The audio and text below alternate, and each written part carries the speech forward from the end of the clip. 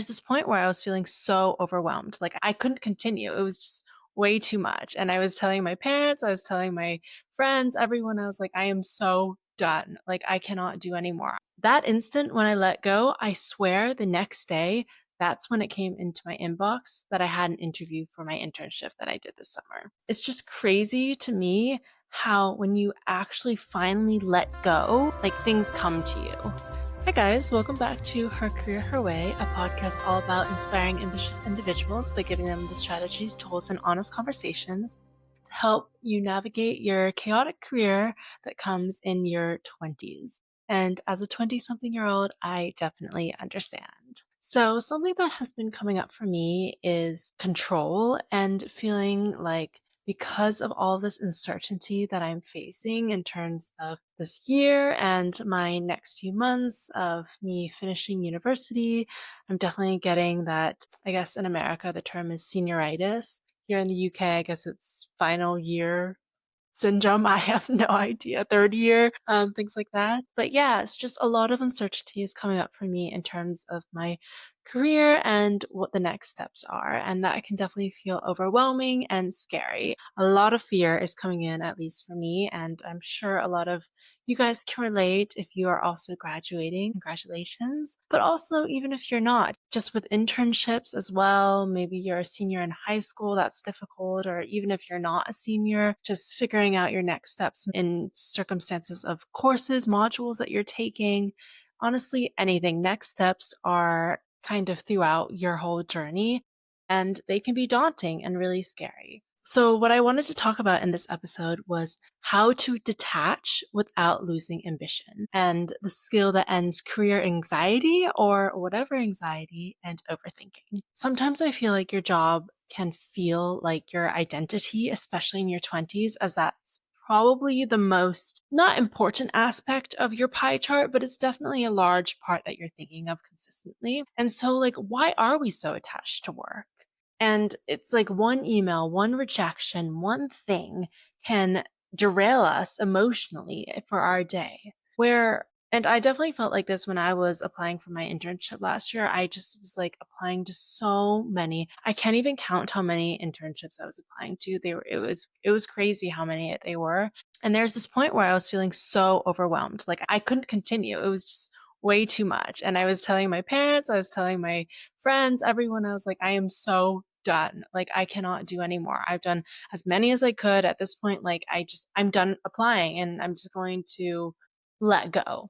And that instant when I let go, I swear the next day, that's when it came into my inbox that I had an interview for my internship that I did this summer.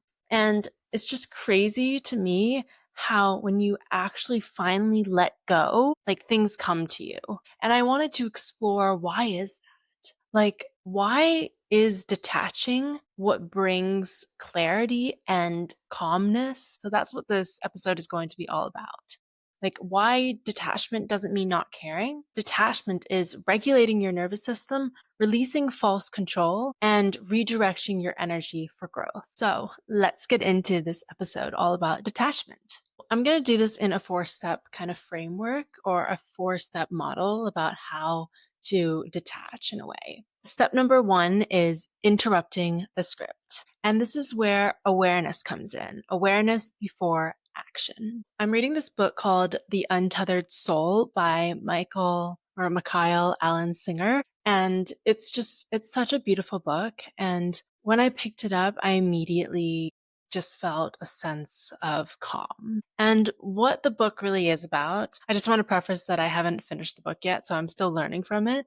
But what I've taken away so far is that you are the observer of your thoughts. You are not your thoughts. They do not control you. They are temporary. And when you can step back from it and just observe what's going around you and you don't attach your ego or your identity to it or all this emotional turmoil that's going on as well, you're able just to kind of see it from an objective landscape.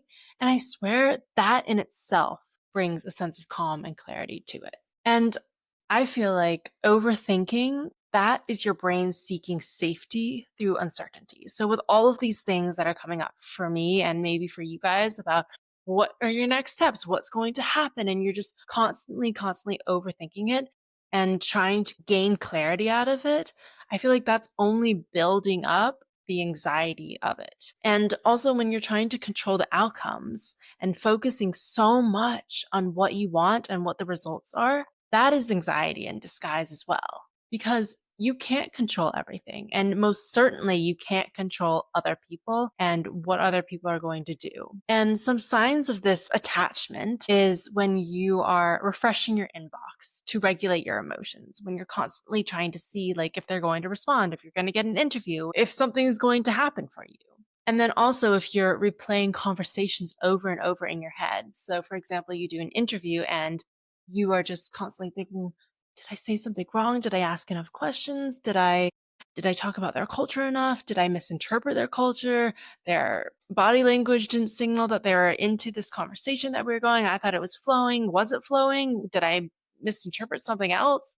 And there's just so many things just playing into your head. And then also, if you are constantly predicting rejection, if you're thinking, oh, I'm not going to get this, I'm not going to get that, I'm not a good person for this role, I don't have enough skills, so I need to have a backup plan. I need to keep on going on LinkedIn and refreshing to see if I can get another job. As you can see, I've had a lot of this dialogue in my head. So most of these are my own thoughts that I've had. And I just want to, I'm telling you this because it's just relatable. Like, people have these thoughts. I have these thoughts all the time. And if you do too, you're not alone in this. Like, when I bring these things into these episodes, is not to say that I don't suffer with this or that I have achieved the utmost clarity and that I am past all of this. No, I am still so much in this as well. Like, I am still dealing with so much uncertainty.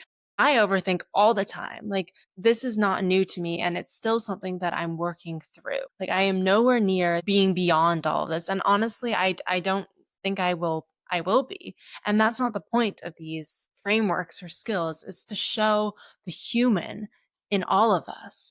And that by continually being aware and reflective of this process, that's how we can continue to grow and adapt. So I just wanted to say that too. And before I go into the second step, I just wanted to talk a little bit about the brain, which is attached to this overthinking and obsessive thoughts. We have two brains that are working in conjunction, and that is the emotional brain, which is the limbic system, and it holds the amygdala, which is your freeze, flight, fawn responses, all of those things. And it's reactive. It's so loud. It's obsessed. And when you are attached, when you have those attachment signs, it kind of grabs the steering wheel in a sense and is trying to control you. But the other side of the brain, which is the Einstein brain or whatever, the logical brain, the prefrontal cortex, that's the long term. And that bases your thoughts on patterns, strategic, and it's evidence based. And when you're able to detach, that gives the wheel back to the logical brain, the part that can actually drive decisions. And so when I bring up these two sides of the brain, I'm not saying that you should ignore the emotional brain. I think it's actually important, and I'll bring it back to a study later on. But it's about controlling what you can and surrendering to the outcome. And also, if you're in a state of anxiety and you feel like your survival mode has just switched on, like the emotional side, and you're either freezing, fawning, whatever it is, then you're not in a place that you can actually make rational decisions. And that's when you need to step back and just be the observer of these thoughts instead of attaching something towards it. Because you can't control what other people do. You can only control what you can do. And when you are so attached to the future and trying to control, then you can't even open yourself up to the other opportunities that are there for you. And so, what detachment does is it brings the calm through awareness, and that calm can then build clarity. And step two is stop chasing and why obsessing backfires. When you try to control everything, it actually isn't intentional. You think it might be productive, but it's not, because you're trying to do every single thing, even those things that are misaligned. And so when you're chasing, this also drains a lot of energy, and we have a finite amount of that. Where your energy goes is so important. And it's so important that what you're doing and what you're working towards is something that is aligned with what you want. Because if you're continually just using up your energy on things that you don't even want, maybe what your peers are doing, maybe what your family has been telling you to do, but that really doesn't connect to what you want to do, then you're actually utilizing your energy in an inefficient mechanism. And so this can be seen in over applying to jobs, like I mentioned in my internship or on LinkedIn, or if you're trying to constantly over explain for things that you want to do, or when you're staying in something that feels misaligned just because it's safe, just because you feel a sense of safety and security. And while I'm saying this, I do want to mention that I understand that sometimes when you have to do things that maybe you don't want to do because of financial security or for some other reason, and that is totally valid. And I'm not saying to give up your job, absolutely not. And I've talked about this in a financial episode, I believe it was episode 10 with a guest, and how you do need a roadmap for that, especially if you're thinking about leaving your job. It's not something that should be rash. And more than not, with CEOs and startups and all of these kind of unicorn companies, we always see the success, but we never see the failure. And a lot of times, entrepreneurs have failed multiple times before they have been successful.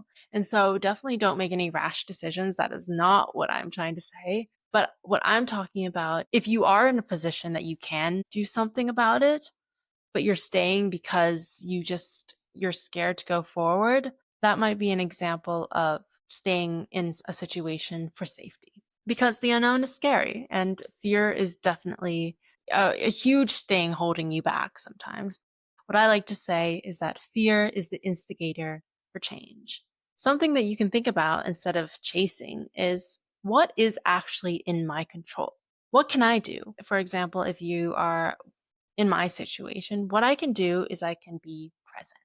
And that is one of my words for 2026, is to remain present and just really experience all that I can. Learn as much as I can from the modules that I'm taking. Experience London and Europe with the months that I have left here, and how I can grow and develop from all of these experiences to then propel me into my new era. And also not worrying so much about a job. It is a job and it is important. And my career is definitely something that I'm looking forward to. I mean, I created a whole podcast about careers in a way. And just also remembering that the different aspects of your pie chart and your life all combine to feed off each other. It's like a Venn diagram. They all have their separate aspects, but they're also all combined and intertwined together.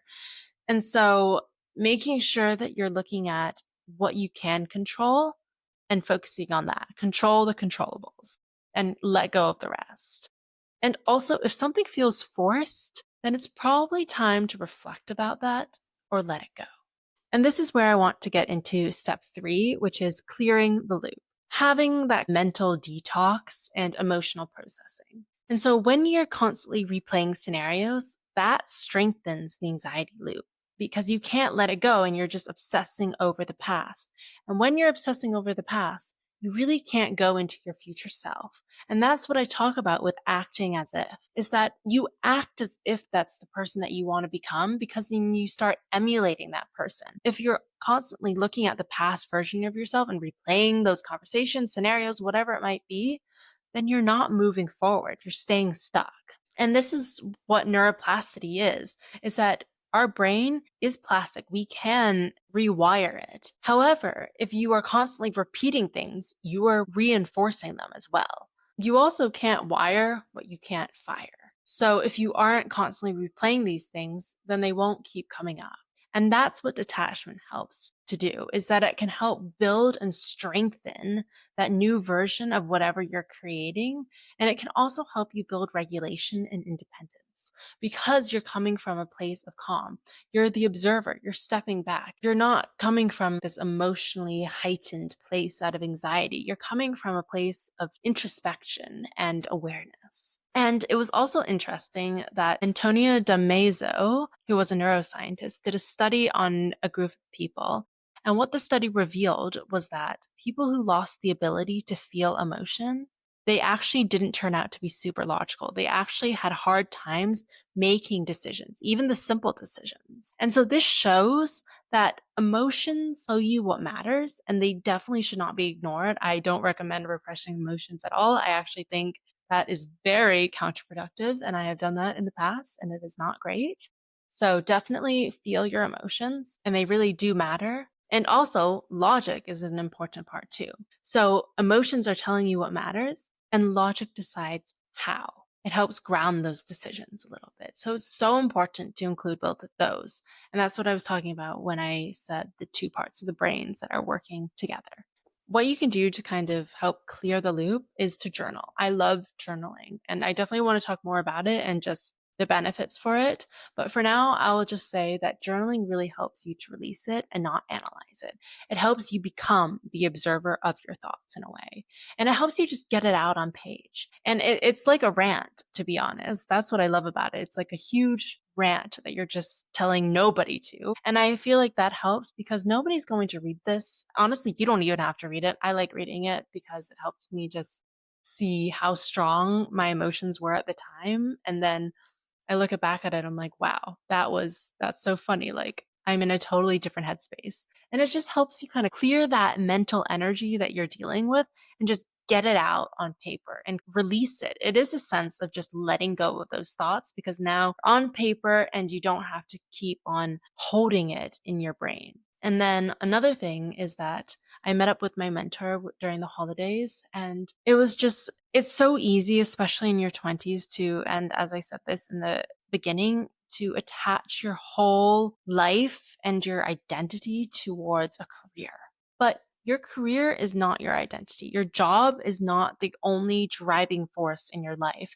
You have so many other things that matters. You have social relationships, family, you have hobbies, you have interests, you have just, there's so many different facets of your life. And it's not just your career. It's an important part, but it's not your full thing. I think that was just really poignant, especially in the corporate landscape, because the reality is that there are going to be layoffs and there are going to be times that maybe you don't get things that you want or you get rejected. And that doesn't mean it's a personal failure.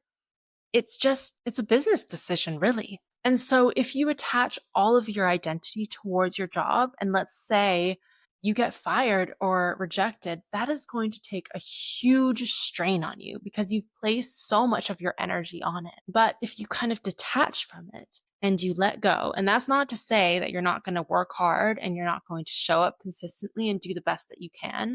You are. And also, you have other places in your life that you can show up.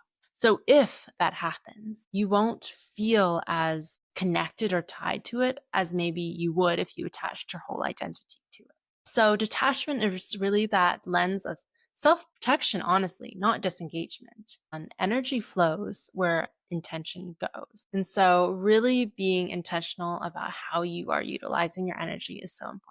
And then step 4 is redirecting the energy. And this is where the practical tips come in. And I think adaptability is probably one of the most important skills that you can develop because the world is ever changing, the job market is ever changing, and you need to learn how to grow with that. I was reading the Substack article about adaptability and just how important that is. And I can't remember exactly what it said at the moment, but it just put it beautifully. And I'm going to link it below in the show notes because I can't remember what it is, to be honest. But the main thing that I took away from that, if you are adaptable, it means you can work with change. It means that you can grow.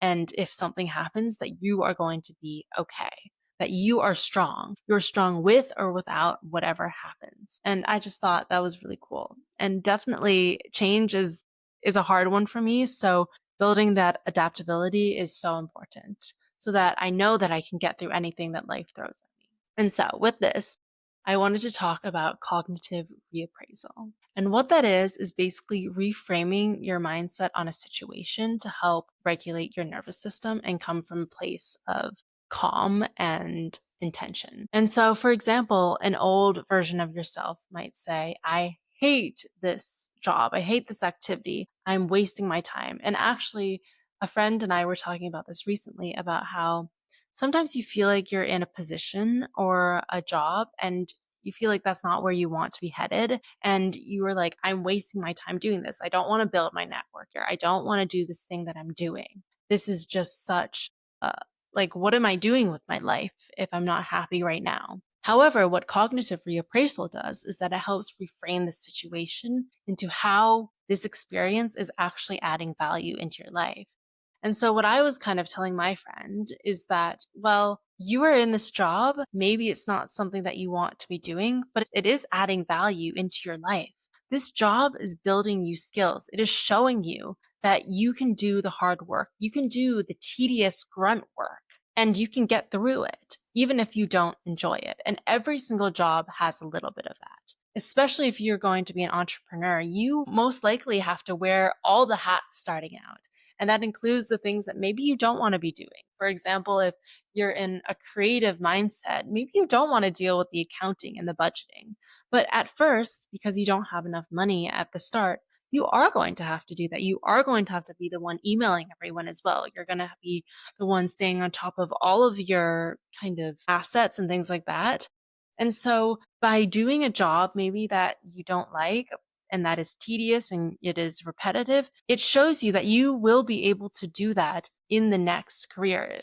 And so focus on the skills that you are developing in that circumstance. Focus on the adaptability that you can bring. And also with that, just envision what you want. If you are feeling stuck, start by visualizing where you want to go, what you want to do, what you want to achieve. And then once that is in the forefront of your mind, it's going to feed into your subconscious, and then you're going to see it everywhere. And that's where acting as if, and I've also talked about the subconscious mind and how it's taking in so much information, but your conscious mind is only taking in a fraction of that. But if you start feeding that mindset of things that maybe aren't appearing in your reality, if you're envisioning and visualizing, that's going to start coming up. And so reframing the situation, because I feel like every single experience teaches you something, and learning, continuous learning is just something that as humans we're going to do forever. And it's beautiful because then can grow from there. You can take new perspectives, you can learn unexpected things and just see how that filters into your life. Also, I feel like when you lose something, it's opening a space for something else to come in. And you never know what opportunities can come. And if you're so focused on one specific outcome, then you're not letting yourself experience other opportunities that could be even better than what you expected. And so rejection really is something that is honestly a blessing because you could get presented with something even better. And so having gratitude for where you are and the openness to the potential that can happen. And then I've also read the Let Them Theory, which I think is a wonderful, wonderful book by Mel Robbins. And honestly, a really good concept is that just let them choose someone else. Let them misunderstand you. Let them move on. Do whatever they do because you can't control that. And when you let them, it's kind of giving back to yourself in a sense. And that you are regaining your control and your power because you're releasing and surrendering to what you can't do, to what you can't control anymore. And that's okay. And you're accepting that. So that also leads to more energy towards what you can control and what you can do. And that is where the power lies. You also can't expand if you're clinging to an old version of yourself. Another important thing is also sleeping on it. Especially this happens in decisions and things like that. And what happens is there's these neurons that are interconnected and they are like an ensemble and they activate when patterns happen. And so basically when you sleep, the brain sorts these emotions, the pros and cons of whatever, and contextualizes them overnight with past experiences, memories, whatever it is.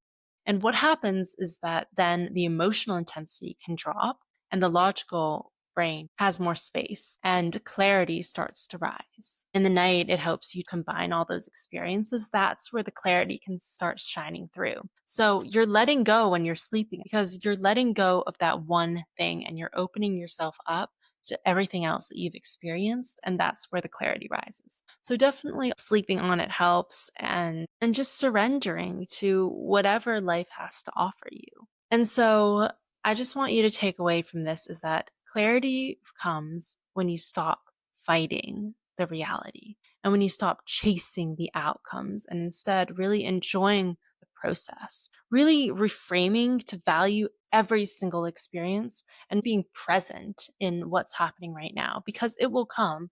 If you show up consistently, it will come for you. And it will come in ways that you didn't even expect.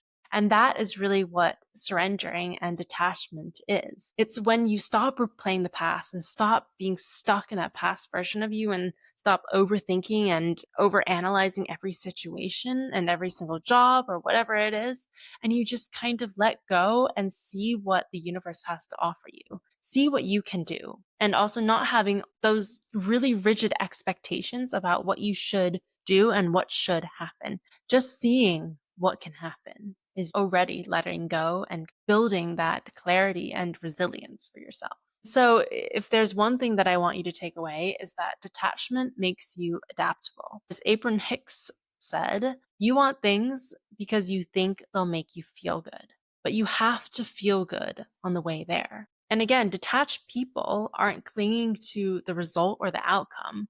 They're seeing what's available for them and then going from there. And so detachment does not kill ambition. And I know people will want to hear that. And as an ambitious person, I really like to hear that as well. But it really makes you calmer, clearer, and more resilient to what life has to offer and the opportunities. And it makes you harder to break too. It makes you really, really, really strong. And it helps you regain that power and control what you can. And so that is the power of detachment. And I think it is just such a beautiful concept. And I'll definitely do a little bit more research into how to do that as well and share my thinking along my process too. But I hope this resonated with you, and I hope it brought you a little bit more of security and just space to feel like you are not alone in this kind of feeling of what's the next step? How do I get there? And all of those really anxious and tight feelings. And just to remind yourself that good things are coming, opportunities are coming, and really focusing on being present and learning all that you can and not fixating on the one thing you want to happen, because it will. Whatever you want to achieve, it will happen. I promise you it will happen. And just having so much belief in that is the most important thing that you can do, and releasing the rigidity towards it, because you have no idea how that can come into light. And how beautiful is that you are on the journey to find out how. So definitely share this with a friend if they're also feeling kind of anxious about what's in store for them. And if they are clinging a little bit too tight onto what they want, definitely comment below if you have any more questions, or if there's something that you're struggling with, and maybe I can do a little bit more research into it, because that's always really interesting to me. And I'm sure many other people are dealing with the same thing. I probably am as well. And I'll see you in the next episode. Bye.